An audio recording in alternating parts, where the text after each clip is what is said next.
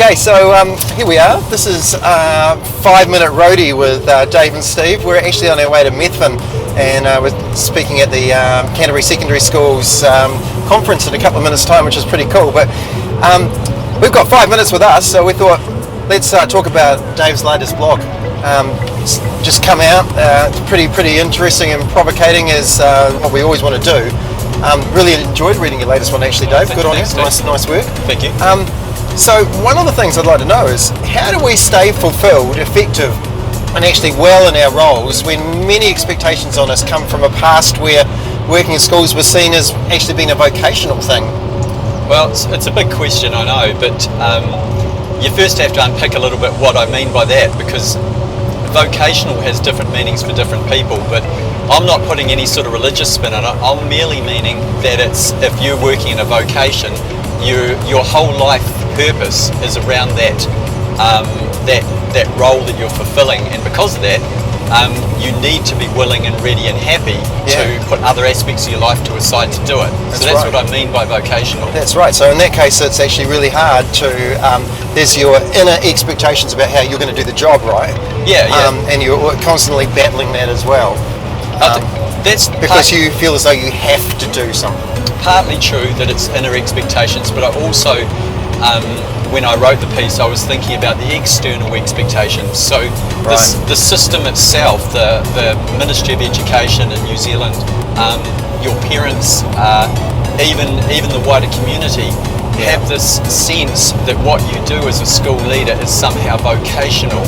And with that comes a pressure to do the job in a certain way. That's right. There's a real expectation that you're the principal, so this is what the principal must do it like. Exactly. Yeah, exactly. So then you came up with this, what I'm calling the four-letter word beginning with B, called being brave.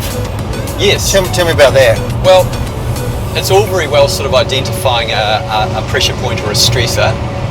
But there has to be some solution somewhere, otherwise you're really just whistling in the wind. So thinking about it, I don't see any easy answer, except for the fact that we ourselves need to step up and be brave. And by that I mean brave enough to do things differently, in ways that wouldn't have been acceptable in a vocational past. In a past where even if you gave up personal freedoms as important as being well, would still be seen as acceptable to fulfill the duties of your role. And I don't think there's many of us doing the job now who work in that way all the time. So to make the change, I think you need to be brave enough to accept that there will be some expectations that you're not going to meet. Yeah, dead right. I think it's the whole vocation versus your personal life as well, and we spend a lot of time talking about your job's not your whole life. No. You know, it's a big part of it. It's a big part of your life, that's for sure, and it's a really important part, but it's not your life. And so that's really important. So you talked also in the blog about this importance of modelling this to other people in your school. Yeah, sure. It's a funny old thing about our jobs. We have a lot of guidance when we start in a leadership role in education about what we've got to do.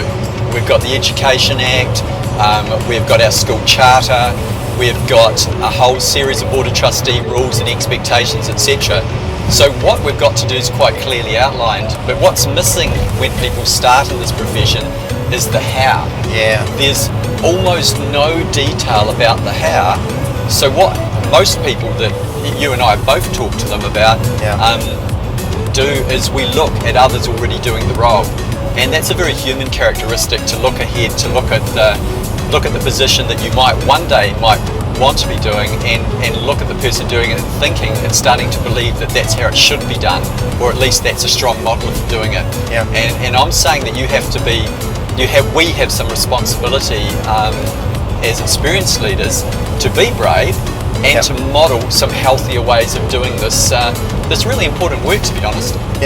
So it's Yeah, it's about being brave and almost experimenting a bit with the how. You say it's not sort of mandated anywhere. For sure. And so you've got an actual opportunity as a leader to actually work out how you're going to do these things. Absolutely, for sure. I mean, we all know people who work so hard in the jobs that they really aren't well.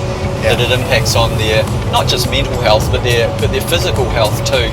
And yet there are so many things that they could actually do. There's no rule against them going for instance, a regular walk at lunchtimes. Yeah. There's no Great rule idea. about them going home early when they've just had 2 late evening meetings in a row. Yeah. There's no expectation from anyone except themselves and perhaps that past vocational type thinking Yeah. that others around them might have.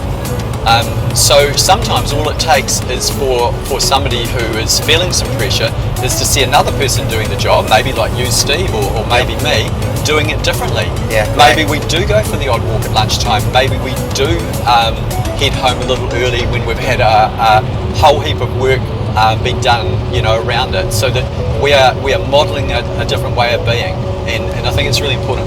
Hey, awesome. I couldn't say it any better, Davo. That's it. Are we nearly in Methven? We're just about at Methven. Hey, nice talking to you. All right. Talk to you next time. Cheers. Thanks, Steve.